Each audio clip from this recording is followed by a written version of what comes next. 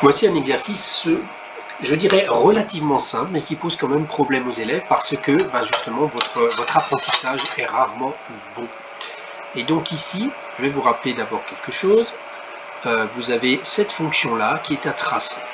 Donc dans le cours, il est écrit que dès que c'est une fonction affine, ce qui est le cas ici, comme toutes les 4 qui sont écrites ici, c'est une fonction affine, et donc, puisque c'est une fonction affine, on sait que le résultat ou la représentation graphique sera une droite. Donc ça, c'est très très important.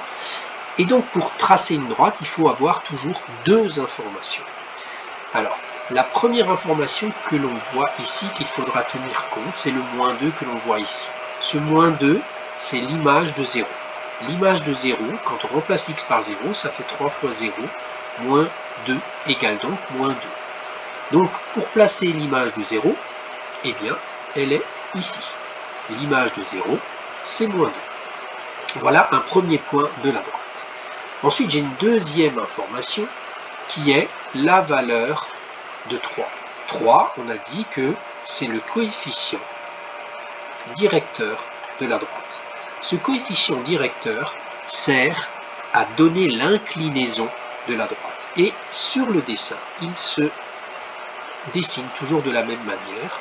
J'avance de 1 et je vais monter de 3. Tout simplement. Et donc, j'obtiens un deuxième point de la droite. Vous prenez ensuite votre règle et on essaye de tracer cette droite.